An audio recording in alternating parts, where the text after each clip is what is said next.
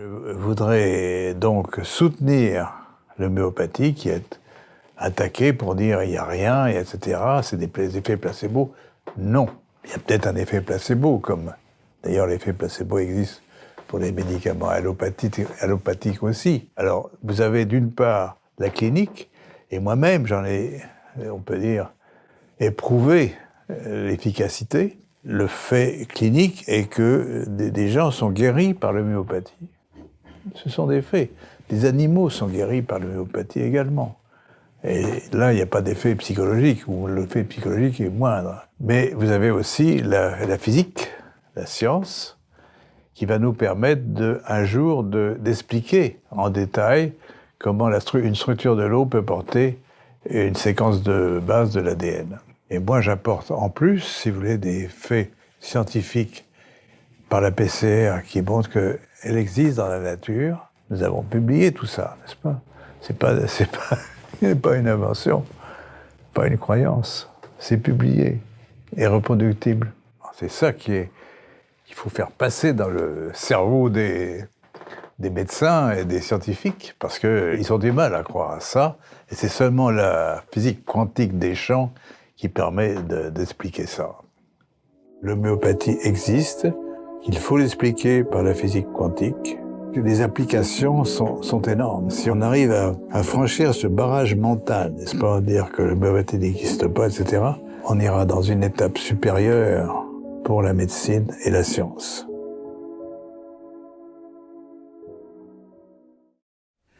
Alors, je me présente, je suis Dr Milbert, Béatrice. J'exerce en tant que médecin depuis 35 ans et j'ai beaucoup de passion pour la physique quantique. Et donc, voilà, j'ai l'impression que toute ma vie, j'ai cherché à faire des ponts avec la physique quantique. J'ai appris la médecine chinoise, l'acupuncture, parce que pour moi, il y avait cette notion que le corps était énergie.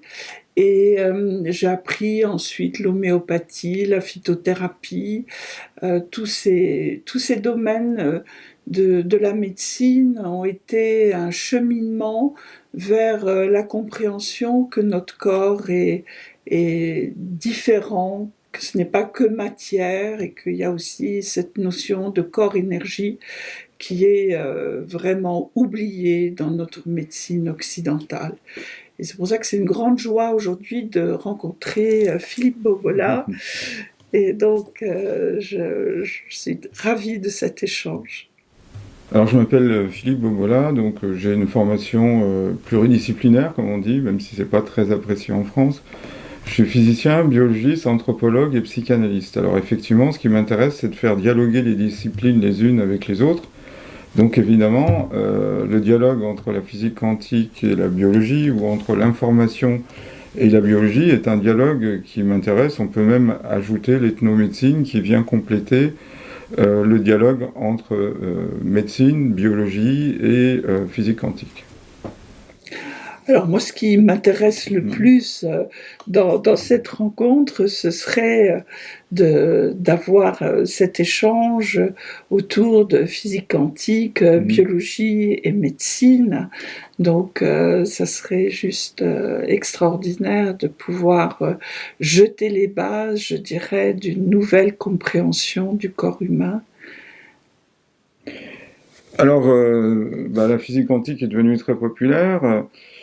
Elle commence en 1900 avec Max Planck et dans les années 20-25, elle commence à dégager des propriétés. Et les pères fondateurs de la physique quantique, notamment Niels Bohr, s'étaient déjà rendu compte qu'une des propriétés, à savoir la dualité onde-corpuscule, qui fait qu'un atome a une double dimension, une dimension corpusculaire et simultanément une dimension ondulatoire, pouvait peut-être nous éclairer dans le concept de corps et d'esprit. Il y voyait dans l'esprit la partie vibratoire et le corps la partie matérielle. Alors la physique quantique s'est développée, elle a eu beaucoup de succès, elle est dérangeante du point de vue de la physique classique. D'ailleurs, à une époque, on disait que l'enfer pour un physicien classique, après sa mort, c'est de subir 8 heures de cours par jour de physique quantique. Probablement l'inverse est vrai. L'enfer pour un physicien quantique, après sa mort, c'est de subir 8 heures par jour un cours de physique classique. Alors, la physique classique n'est pas fausse par rapport à la physique quantique. Ce sont des physiques complémentaires. La physique classique est adaptée aux gros objets et à notre monde, qu'on appelle mésoscopique, du grec méso, intermédiaire. Et pendant de nombreuses années, on avait l'impression qu'il y avait d'un côté la physique classique, qui était le substrat de la biologie et donc de la médecine, avec une vision qui s'en dégage. Et puis de l'autre côté, il y avait le monde microscopique des atomes, des molécules, qui semblait être complètement indifférent à la physique quantique. En fin de compte, on est en train de changer notre point de vue. Et la première étude qui a montré qu'il y avait quand même une biologie quantique, j'ose le nom, même si elle donne lieu à des controverses, c'est les travaux de Fleming. Fleming, qui est professeur à Berkeley, a trouvé dans une bactérie chlorophyllienne 7 protéines qu'on appelle FEMO, Fleming, Matthews, Olson, du nom des 3 chercheurs, et se sont rendus compte que si on envoyait un rayonnement laser sur cette molécule, qui est faite de 7 molécules de chlorophylle, eh bien, au lieu d'avoir une répartition du courant initial dans un des 7 couloirs, puisque finalement, cette configuration, on a un premier couloir qui se divise en 7 sous-couloirs, et on s'attendait à avoir un courant électrique dans un des 7 couloirs. Il y avait une chance sur 7. Et en fin de compte, non, il est présent simultanément. Et donc, on appelle cette simultanéité de la circulation des électrons, donc du courant électrique, un état superposé. Alors, comment le résumer ? Alors, évidemment, c'est une métaphore. Imaginez une particule avant une mesure. Dans le monde classique, elle peut être au nord ou au sud, ou à l'est ou à l'ouest. En physique quantique, avant la mesure, elle peut être simultanément présente dans les 4 couloirs. Et c'est ce qu'ils ont constaté. Après, Grell-Scholes a aussi trouvé une molécule dans 2 bactéries maritimes, Chromonas et Rhodomonas, et il s'est rendu compte que là aussi, il y avait des états superposés. Sauf que par rapport à la première étude, on était non pas dans des basses températures, mais à des températures qui étaient plus élevées. Donc ça laisse supposer qu'il puisse y avoir une biologie quantique dans notre corps à 37 degrés. Alors cette application de la physique quantique explique la haute rentabilité de la photosynthèse qui peut atteindre 99%, puisque effectivement, au lieu d'avoir un courant qui va circuler dans un des 7 couloirs ou dans un des 8 couloirs, il est présent simultanément, ce qui fait qu'il y a beaucoup plus de rentabilité. Ensuite, on s'est rendu compte que l'enzymologie, alors l'enzyme c'est une protéine qui accélère la transformation des réactifs en produits. Une réaction chimique est très simple, vous avez des réactifs qui réagissent entre eux, donc ils vont s'entrechoquer, ça donne des produits. Par exemple, si vous avez du carbone qui rencontre de l'oxygène, le carbone c'est C et l'oxygène CO2, vous avez du CO2. Ou si vous avez du gaz carbonique qui réagit avec l'eau, vous avez de l'acide carbonique, H2CO3. Et les protéines, qu'on appelle enzymes, sont en mesure d'accélérer la capacité de transformation des réactifs en produits, d'un facteur considérable, puisque ça peut accélérer cette transformation d'un facteur 1 million de fois, d'accord ? Ce qui fait 1000 milliards de fois, ou 10 millions de fois, à peu près. Mais en gros, c'est entre 1 million et 1 million de fois.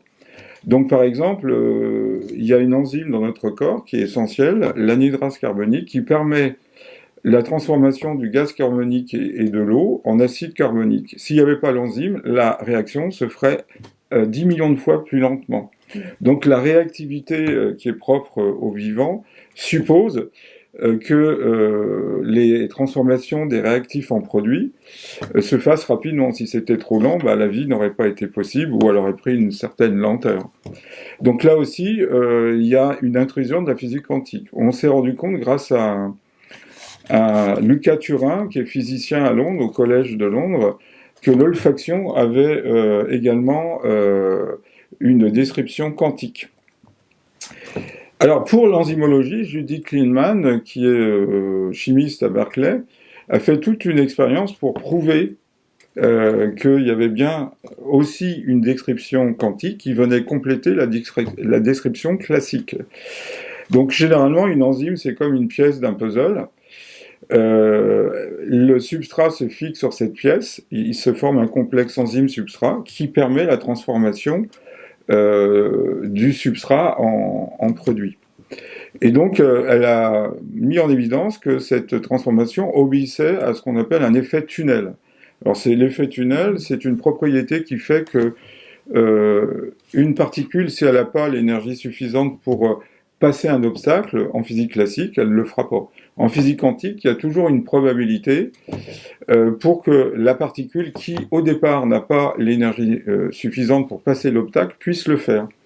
Et donc là aussi, les propriétés quantiques viennent compléter la description classique de l'enzymologie pour expliquer cette très haute rentabilité. Donc elle a travaillé sur l'alcool déshydrogénase et elle a réussi à montrer qu'il y avait bien un effet tunnel. Par exemple, si on remplace un hydrogène par un atome proche, le deutérium, eh bien on s'aperçoit que ça modifie cette transformation. Or, on sait que plus une particule est lourde, moins l'effet tunnel est intense. Donc c'était une façon de prouver qu'il y avait bien en même temps qu'une description classique, une description quantique. Lucas Turin a montré également que l'olfaction avait une description quantique. Même la forme de la double hélice d'ADN vient d'une propriété qu'on appelle l'intrication. Alors l'intrication, c'est une propriété qui fait que deux atomes qui ont été proches, si on les éloigne à très très grande distance, eh bien ils vont continuer à réagir aussi fortement que s'ils étaient proches l'un de l'autre. Il peut y avoir aussi, ce qui est plus dérangeant, une intrication temporelle. Ce qui fait que le passé, le présent et le futur sont intriqués. Alors ça nous amène à un autre domaine, c'est-à-dire que le futur pourrait précéder le présent ou qu'en agissant sur le présent, on puisse changer le passé. En tous les cas, sans aller dans l'intrication temporelle, on s'aperçoit que l'olfaction, la double hélice d'ADN, elle a cette forme parce qu'il y a une intrication entre un de ces constituants qu'on appelle les bases, qui sont l'adénine, la thymine, la guanine, la cytosine, et s'il n'y avait pas cette intrication, elle n'aurait pas cette forme en double hélice qui permet quand même une efficacité dans le renouvellement des cellules, puisque chaque seconde, on a 1 million de cellules qui se renouvellent. Et chaque jour, on renouvelle à peu près 2,5 millions de globules rouges. Et puis enfin, on s'est rendu compte que la migration des oiseaux obéissait également à un phénomène d'intrication quantique avec une protéine qui s'appelle la cryptochrome. Donc, sous l'effet de la lumière, cette molécule donne deux sous-produits, des radicaux, et il y a un des électrons présents dans chacun de ces radicaux, soit ces deux électrons intriqués sont parallèles, ou ils sont antiparallèles. Et donc, ils sont antiparallèles dans la direction, on va dire, nord-sud, c'est comme une boussole, et ils sont parallèles dans la direction est-ouest. Quand ils sont parallèles, l'animal n'a pas de repère. Quand ils sont antiparallèles, il y a un repère. Et même plus loin, si on va plus loin, on s'est rendu compte que le fait d'avoir des électrons antiparallèles dans les deux radicaux crée un courant électrique, ce qui fait que les oiseaux voient le champ magnétique. C'est pas simplement ressenti, c'est visible. Alors, qu'est-ce qu'on peut conclure de tout ça ? On peut conclure que la biologie commence à s'ouvrir sur la physique quantique, que c'est important parce que le substrat de la médecine, c'est la biologie. Donc, cette physique quantique nous montre une matière à double dimension. Donc, ça veut dire que le vivant, certes, a une dimension matérielle, mais vient s'ajouter simultanément une dimension vibratoire. Ce qui fait que nous sommes faits à peu près d'1 milliard, de milliards d'atomes. Chaque atome a cette double dimension. Donc, il y a cette dimension vibratoire. La définition d'une molécule, c'est un assemblage d'atomes. La plus simple, c'est deux atomes liés, comme l'hydrogène ou l'oxygène. Il y a aussi cette dimension vibratoire qu'on retrouve dans des biomolécules comme protéines, acides gras, lipides ou sucres, glucides. Donc si on admet au niveau atomique et moléculaire que cette double dimension existe, on doit également faire le saut pour la mettre au niveau cellulaire, et à ce moment-là, l'élément fondamental de la biologie, la cellule, est muni de cette double dimension, ce qui fait que tissu et organes ont cette double dimension. Donc, on a une autre vision du vivant, et le scénario qu'une vibration thérapeutique puisse soigner un vivant vibratoire ne devient plus aberrant. Donc, on ouvre une voie explicative à la chromothérapie soignée par les couleurs, puisque les couleurs sont des ondes. On explique également qu'on peut agir par champ électrique, champ magnétique. Même d'une certaine façon, on peut supposer qu'en piquant un point d'acupuncture, on crée ce que les Chinois appellent le qi, qui doit avoir une propriété vibratoire. Et donc on ouvre un pan sur d'autres formes de médecine en modifiant notre regard sur la biologie. Donc c'est un changement de paradigme. Donc pendant de nombreuses années, le paradigme, c'était que la biologie avait uniquement une description classique.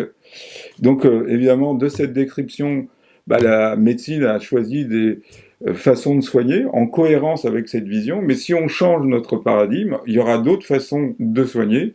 Et donc effectivement, les années à venir vont nous amener à envisager d'autres formes de médecine. Merci Philippe, c'était une description magistrale.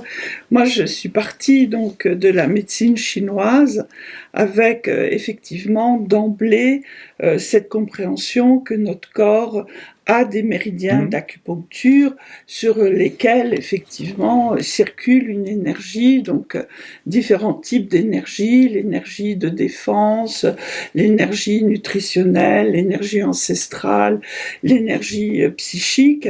Donc tout ça est en lien bien sûr avec une compréhension de la médecine chinoise qui peut être longue à faire comme ça en direct.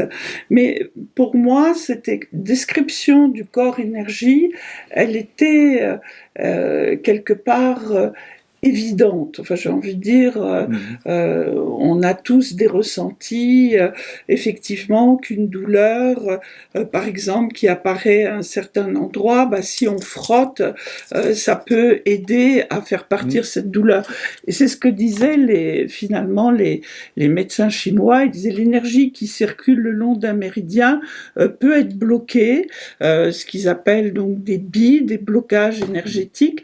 Et c'est vrai que de faire circuler l'énergie avec un massage, avec une pression sur le point d'acupuncture ou la pose d'aiguille, permet de cette énergie de recirculer.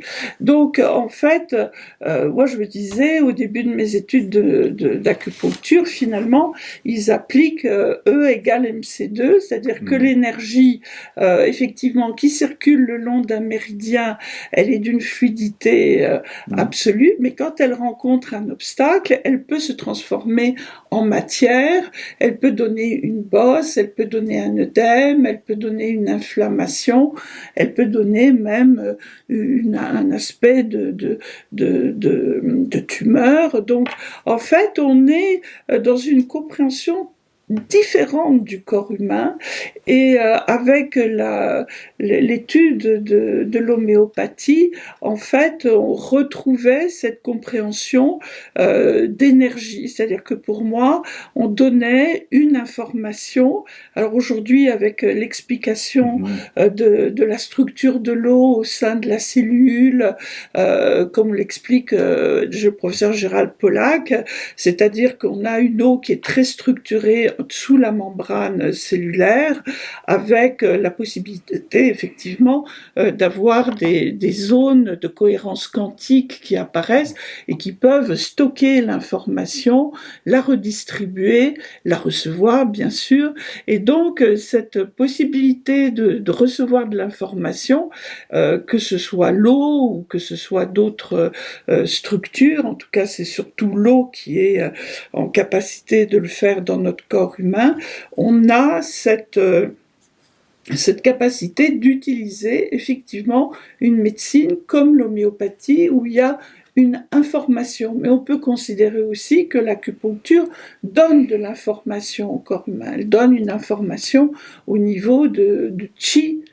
Quand on met l'aiguille, on envoie une énergie. En tout cas, les Chinois, certains utilisent les aiguilles d'acupuncture un petit peu comme une antenne qui est posée sur le corps où finalement l'énergie de l'univers va venir donner l'information de correction au corps énergie de l'humain. Et ça, c'est des notions que, effectivement, nous n'abordons pas en médecine classique. Donc c'est vrai que je trouve ça dommage parce qu'au jour où on est dans des questionnements quelque part dans notre médecine, on se rend compte que la chimie a peut-être touché effectivement la fin de ces possibilités. On ne trouve plus autant de nouveaux médicaments, ils ont des effets délétères. C'est toujours intéressant d'aller regarder vers d'autres médecines. Et puis surtout, il y a toute la conquête de l'espace qui a été possible.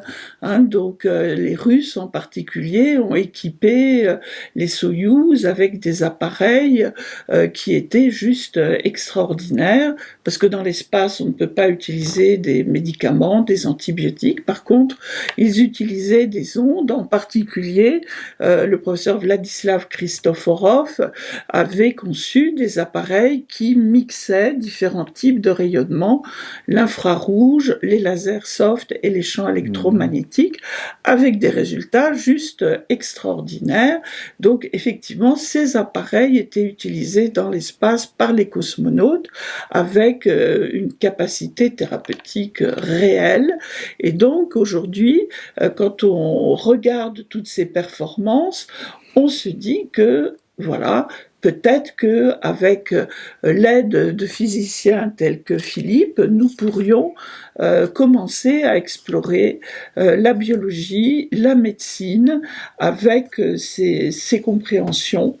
C'est sûr que énormément de travaux, par exemple du professeur Vladislav Kristoforov, n'ont jamais été traduits du russe en français. C'est très dommage parce que pour moi, c'est des textes qui pourraient servir de base à cette exploration. Et donc, je pense que nous devrions encourager la traduction de tous ces travaux pour essayer au moins de démarrer sur des bases scientifiques de très haut niveau et avoir la possibilité d'avancer, d'aller plus loin dans ces compréhensions du corps énergie, du corps vibratoire.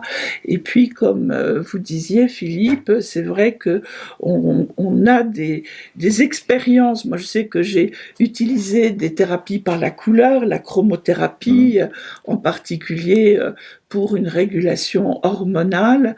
C'est juste extraordinaire parce que effectivement les traitements hormonaux des fois ont des effets, en tout cas moi je les supportais pas du tout, donc j'ai été complètement ravie de pouvoir utiliser une thérapie par la couleur qui non seulement a été efficace mais m'a permis de sortir d'une difficulté et de ne plus y revenir. Donc ça a été un traitement, je dirais, curatif, tout à fait exceptionnel dans son efficacité.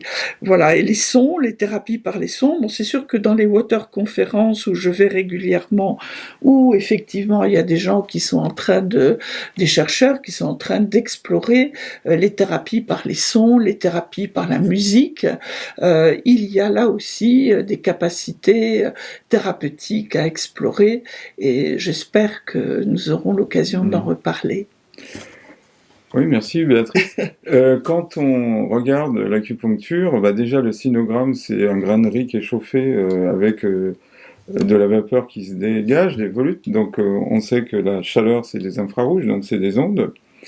Ce qu'on constate, c'est que quand on met deux métaux dans de l'eau salée, il y a un courant électrique qui circule. Donc les aiguilles ont une poignée et puis deux métaux avec une pointe. Et donc, on peut dire qu'un point d'acupuncture, en tous les cas, on peut faire ce pont. Après, il y aura peut-être des choses à découvrir, mais le pont par rapport à la médecine occidentale et à la physico-chimie occidentale, c'est qu'un point d'acupuncture est un point biologiquement actif.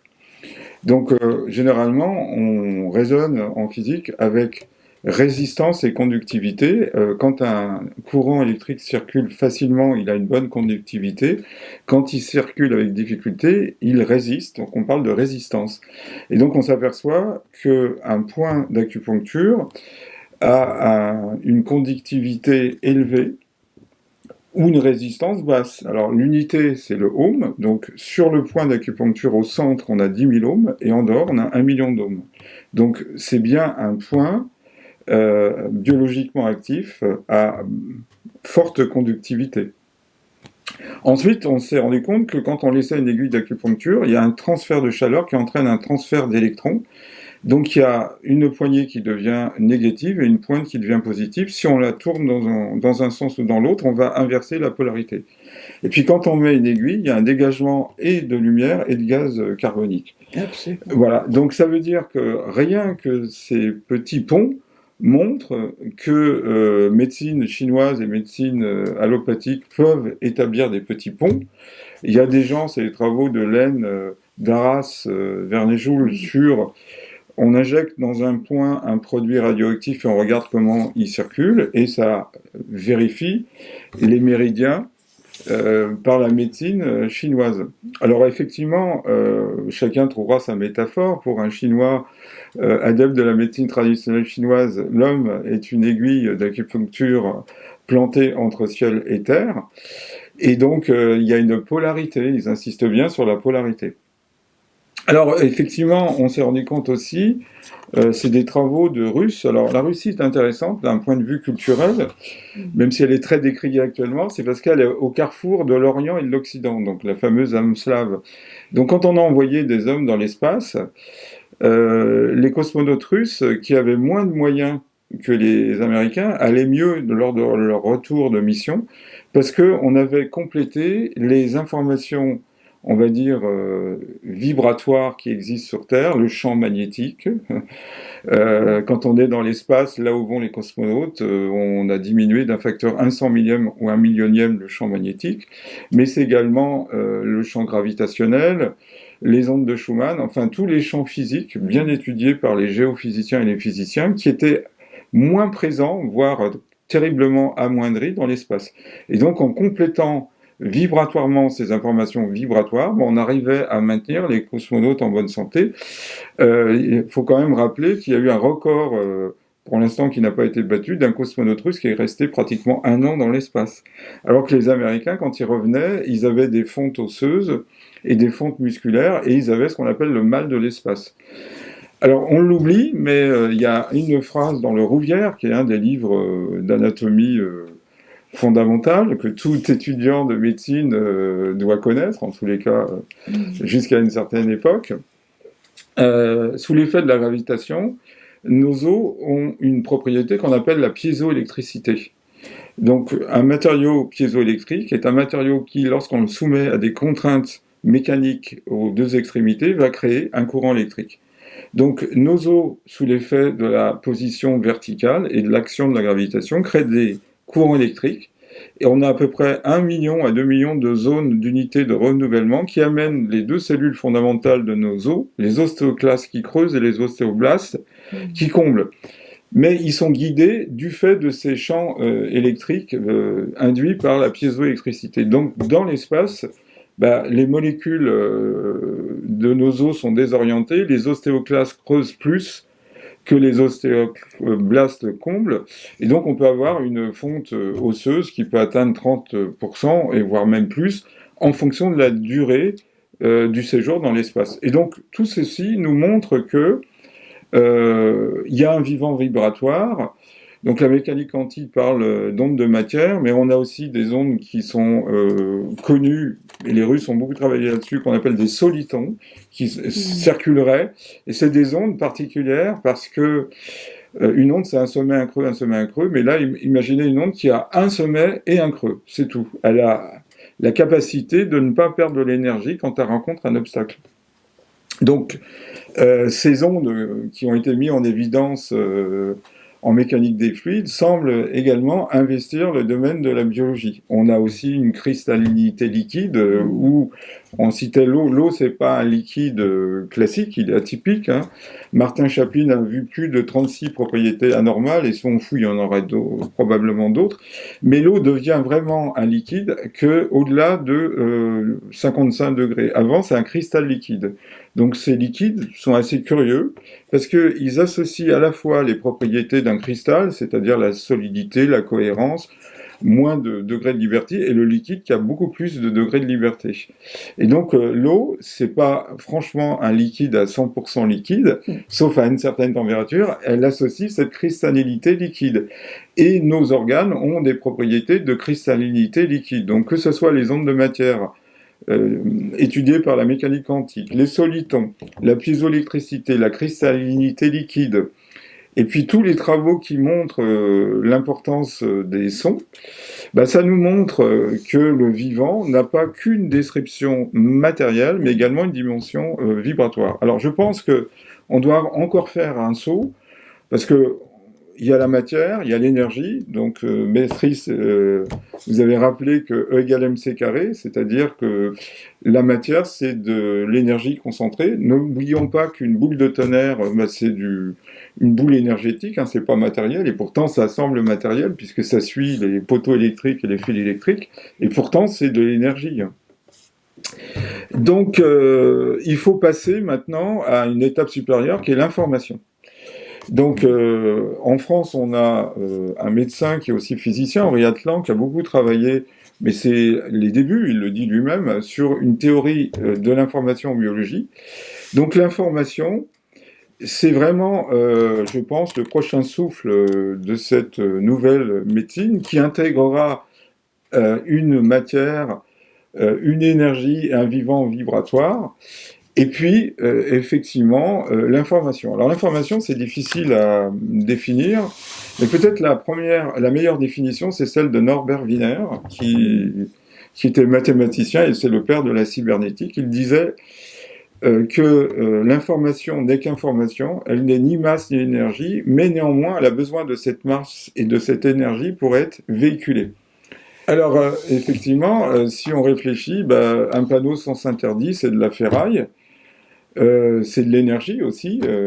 Voilà, il suffit de se cogner la tête sur un poteau avec sens interdit, mais sur la partie circulaire, vous avez un symbole interdit de circuler.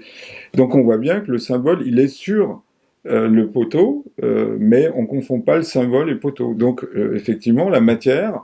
Alors la matière, en physique quantique, on intègre aussi la lumière. Véhicule une information. Donc il faut peut-être voir la vibration comme une information et pas strictement ce qu'on a l'habitude de voir. Alors en t'écoutant, finalement je me rends compte qu'on est un peu dans la même situation historiquement qu'au Xe siècle, où il y avait les gens qui raisonnaient en énergie, on les appelait les énergéticiens, ceux qui considéraient que l'énergie en physique nécessitait l'atome. Finalement, c'est en 1908 que Jean Perrin va prouver l'existence de l'atome. Puis il y avait les vitalistes qui considéraient qu'il existait dans le vivant des énergies spécifiques. Alors on n'est pas du tout dans cette configuration, mais on voit bien il y a des gens qui ramènent tout à l'énergie, d'autres qui ramènent tout à la matière, et puis d'autres qui ramènent tout à l'information. Je pense qu'il faut avoir une espèce d'unification de ça et dire qu'une cellule, elle échange en permanence un triple flux de matière, d'énergie et d'information. Que finalement, la maladie, c'est une information manquante ou erronée, qu'on peut redonner cette information par des moyens, on appelle ça les thérapies informationnelles. On va soigner un vivant vibratoire dérégulé par une information régulante. Alors cette idée, elle ne date pas d'aujourd'hui, puisque Georges Jakobski disait « La vie est née de la radiation, est entretenue par la radiation et disparaît lors d'un déséquilibre vibratoire ». Donc il avait une vision très simple, le vivant doit vibrer. Alors il considérait que le vivant est nourri par les informations qui viennent du cosmos et par le sol, ce qu'on appelle la nourriture géotellurique. Et une cellule malade, c'est une cellule qui vibre mal. Donc il avait conçu des oscillateurs à ondes multiples qui rayonnaient des rayonnements. Donc il y avait c'est des oscillateurs, deux antennes. Entre les deux antennes, on mettait le patient. Il baignait dans un nombre incroyable d'ondes. Et le déséquilibre vibratoire était régulé. Alors il avait commencé à faire des essais sur les plantes. On sait que les plantes réagissent bien au vibratoire. Les plantes peuvent être stimulées au niveau de leur croissance grâce à des phyto-hormones, comme nous avons des hormones. Et tout ce travail qui s'est développé avec ferveur dans les années 20-30, bah, on a l'impression qu'il a été un peu mis de côté. Alors, il y avait peut-être besoin d'une période de maturation, une période de purgatoire. En tous les cas, voilà, on croyait avoir éliminé Nikola Tesla. Il restait une unité, le Tesla, pour mesurer le champ magnétique. On avait décidé de l'abandonner au profit du Gauss. Mais Nikola Tesla, qui a connu lui aussi sa période de purgatoire, est en train de renaître, que ce soit Georges Lakhovsky et tous les chercheurs qui ont travaillé, Darsonval et bien d'autres, sur ce vivant vibratoire. Alors, comme disait Victor Hugo, la plus grande force d'une idée, c'est quand elle arrive en son temps. Ces chercheurs ont été avant-gardistes, ils avaient une autre vision de la matière, du vivant. L'époque dans laquelle ils vivaient n'était pas en mesure de recevoir ça, ça paraissait ésotérique, atypique, mais maintenant, il faut bien se rendre compte qu'on a beaucoup de thérapies qui donnent des résultats, et que ces résultats, ben, on est en train de les nier. Par exemple, aux États-Unis, la santé publique, ça représente 2000 milliards de dollars, et on n'en donne que 0,2% aux médecines alternatives. Pour vous donner un ordre de grandeur, pour un naturopathe, vous avez 74 médecins. Et quand on fait un sondage aux États-Unis, les gens qui ont utilisé d'autres formes de médecine sont satisfaits à 74%. Donc une médecine qui satisfait à 74% et qui fait de bons résultats avec 0,2% de la somme de départ, c'est quand même une médecine prometteuse. Alors c'est pareil pour l'homéopathie qu'on a voulu supprimer. Finalement, notre monde est malade d'un hypermatérialisme. Pour beaucoup de personnes, formatées par une pensée qui date du 19e siècle, la disparition de la matière est aussi dramatique que la disparition de la vie ou la destruction de la cité, parce qu'il ramène matière à réalité. Or, effectivement, on s'aperçoit, les physiciens sont pas plus malins que les autres, mais ils intègrent dans leur outil conceptuel la vibration et la matière. Et donc, c'est ce passage qui est difficile à faire, et on voit bien ce bilan est en train de se faire. On s'aperçoit qu'on a été trop dépendant de la matière, et que la vision qu'on a donnée du vivant, elle est fausse. Puisque, si on en croit les astrophysiciens, pour un proton, il y a 1 milliard de photons. Le photon, c'est le nom qu'on donne à la lumière quand elle a une description quantique. Donc, de toute évidence, la matière est rare dans l'univers et la lumière est abondante. Et sur Terre, on a complètement inversé. On a considéré que la vibration était anecdotique, ésotérique, occulte, en tous les cas, voilà. On l'utilise un petit peu dans les dépressions parce qu'on se dit ah bah oui, on a besoin de lumière pour la vitamine D, mais on voit pas l'importance de la vibration à la fois dans l'entretien du corps et puis dans le côté thérapeutique. Voilà. Très intéressant.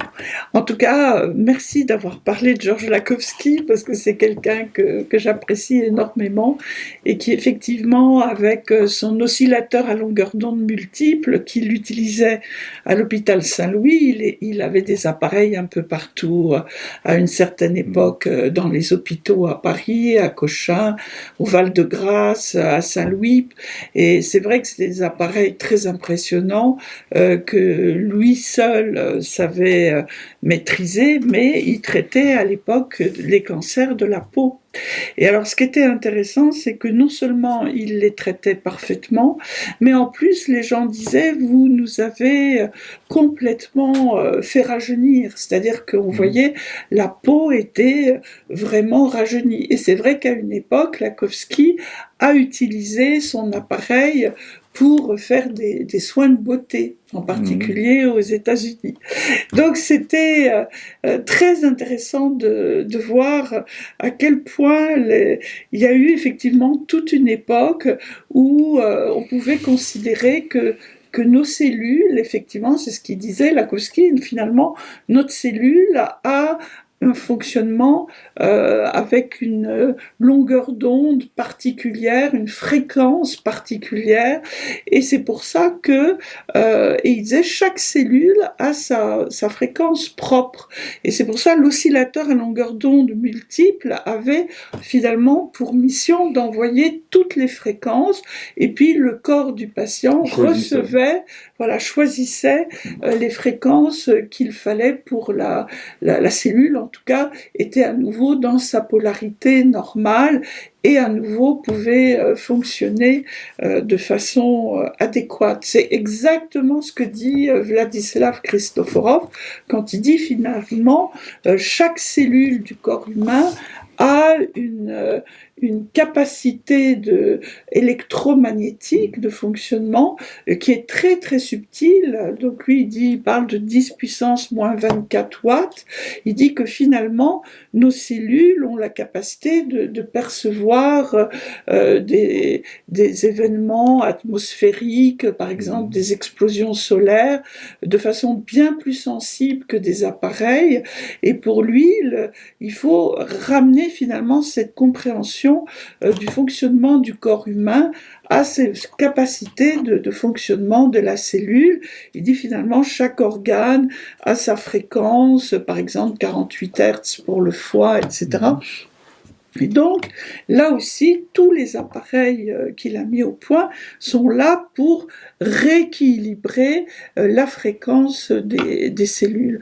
Je trouve ça absolument extraordinaire parce que c'est une autre façon d'aborder le corps humain, de l'aborder finalement par sa plus petite unité qui est la cellule.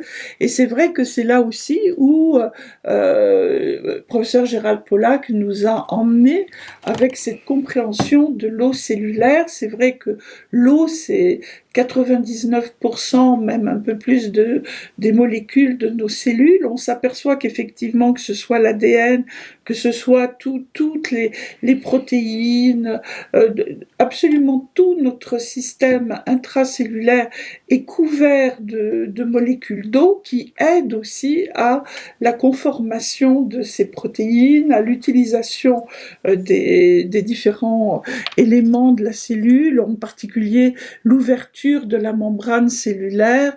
Et donc, quand on comprend que la cellule a cette capacité électromagnétique, si on peut l'avoir sous cet angle vibratoire, on peut comprendre aussi que notre environnement, qui est très chargé en ondes électromagnétiques, est très perturbant. Donc ça, c'est une notion que jusqu'à présent, peu de gens avaient, parce que finalement, l'intervention des portables dans nos vies, elle est relativement récente. Mais maintenant, on voit bien que l'accumulation de gadgets numériques, l'accumulation finalement d'éléments qui émanent des champs électromagnétiques, et dans nos vies, il y en a plein, que ce soit le four à micro-ondes, on parlait donc des téléphones portables, mais aussi il peut y avoir le radio-réveil, il peut y avoir l'ordinateur, il peut y avoir les DECT, les téléphones sans fil, sans parler de tous les ordinateurs, etc. Et on va de plus en plus vers des maisons numériques. Les personnes, des fois, développent des troubles qu'on appelle l'électro-hypersensibilité. Et pour moi, ça a été très intéressant de découvrir ce phénomène-là, parce qu'effectivement, moi, au départ, ce qui m'intéressait, c'était les appareils russes, c'était les appareils de thérapie quantique. Or, ces appareils ont tous des capacités de traiter de façon très brève, c'est-à-dire qu'en fait, le temps d'exposition dans les thérapies sont là largement au maximum d'une demi-heure. En général, même en 3 minutes, 10 minutes, on peut avoir des effets thérapeutiques. Et c'est vrai que quand nos corps sont maintenus dans des ambiances de champs électromagnétiques, donc là on parlait de la maison, mais il y a aussi les antennes relais, il y a effectivement toute cette ambiance qui a été développée d'antennes 5G un peu partout. C'est sûr que là, le corps humain peut déclencher aussi des déséquilibres qui se comprennent d'autant mieux qu'on a compris cet aspect cette sensibilité à l'environnement électromagnétique, et pour cause, notre corps effectivement fonctionne sur un mode électromagnétique également. Oui, tout à fait. Chacun de nos organes émet des champs magnétiques, hein. Le cœur est l'organe qui en émet le plus, donc 5000 fois plus supérieur aux autres organes. Le cerveau, c'est un 10 milliardième de Gauss, les reins, 1 milliardième de Gauss, pardon, les reins, un 10 milliardième. Donc on a pour chaque organe une dimension magnétique, il y a une dimension électrique.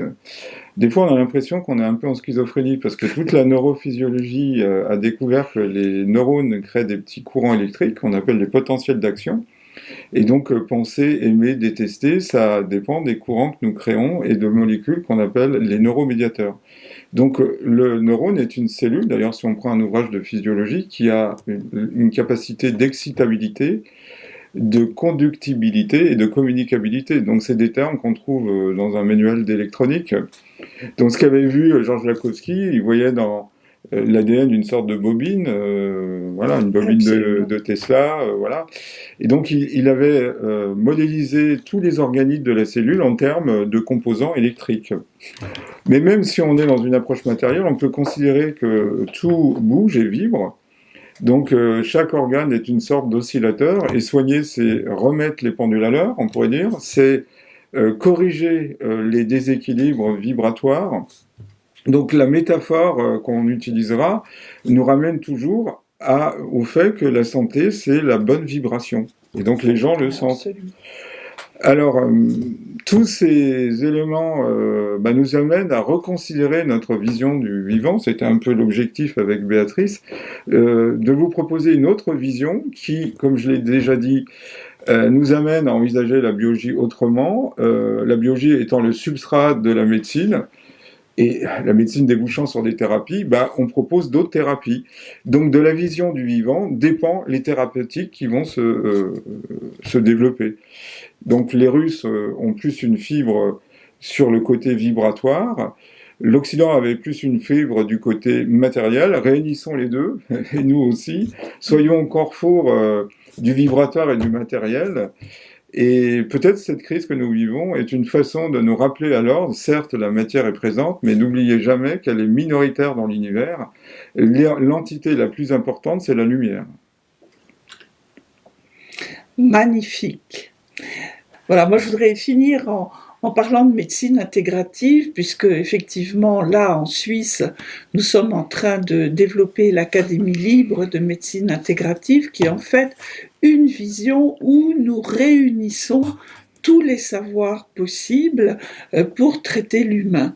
Et effectivement, pour moi, c'est aussi important de parler de médecine allopathique, mais de l'associer aux médecines complémentaires et alternatives, qui aujourd'hui, pour moi, sont absolument incontournables, parce que effectivement, elles approchent le corps humain avec cette compréhension du corps vibratoire, corps son, corps lumière, et tout ça c'est essentiel.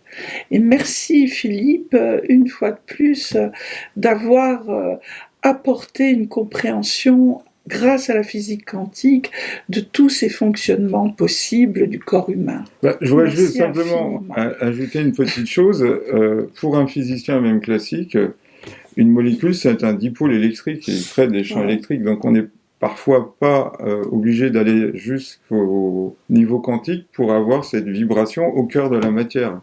Que la matière soit classique ou quantique, elle émettra toujours des champs énergétiques. Donc une molécule dipôle électrique, vous avez des charges positives et négatives. Qu'est-ce que c'est qu'un atome? C'est des électrons qui portent des charges négatives avec un noyau chargé positivement. Donc il y a deux polarités.